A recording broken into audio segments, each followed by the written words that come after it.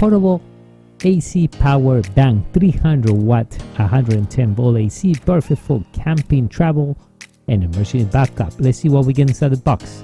The AC power adapter and the cigarette lighter power adapter.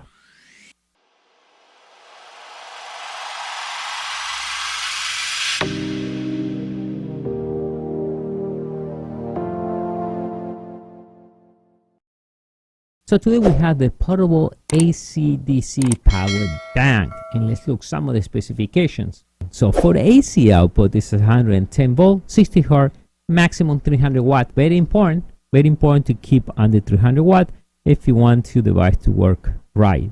Now the DC output is 12 volt, 10 amp. Now for the USB, it's 5 volts and maximum 3.1 amp. Now the input DC is 15 volt, 2.5 amp. Now, Menina, if we want to charge this with the power supply, plug it and run the wall, how long is it going to take? Well, there is going to be 110 volts AC to 15 volts DC power adapter. Right. This one is included, and it will fully charge in 7 to 8 hours. Right. So now also we can charge it with the car, but the cable's not included, right? Correct. It is not, and that will take about 9 to 10 hours. Now, for the solar power. Well, for the solar power, it's suggested 50 to 100 watt solar panel, which you can also buy separately. Operating voltage will be 18 volts, and it will take about 10 to 16 hours to be fully charged, depending on the solar conditions.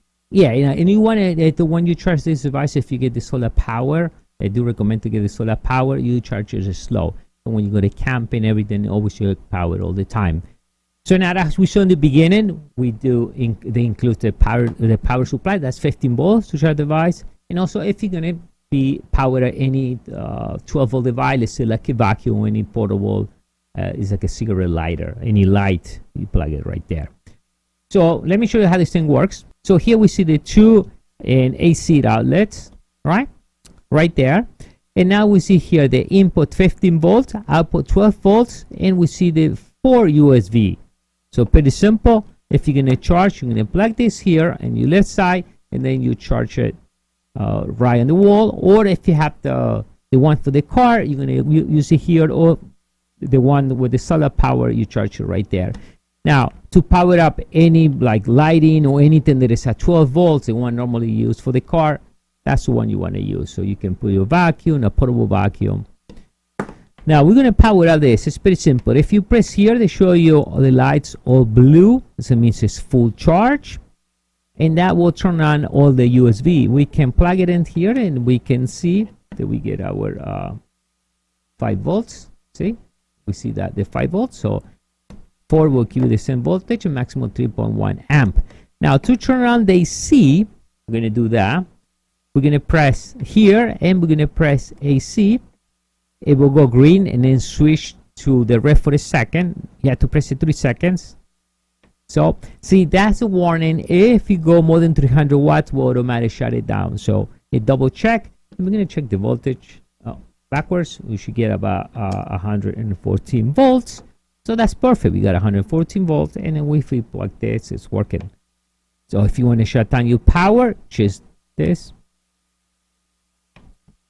We press 3 seconds, and that shut down the voltage, but the USB is still working. So you can charge your cell phone, you can charge a lot of things. So Menina, what is the calculation you have there in charging time? How to calculate the charging time for your device? 220 volts per hour times 0.85 divided by your device power.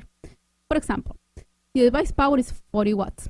Okay. The working time will be 220 watts per hour times 85, and that answer you divided by 40. In this case, with 4.5 hours, about that time.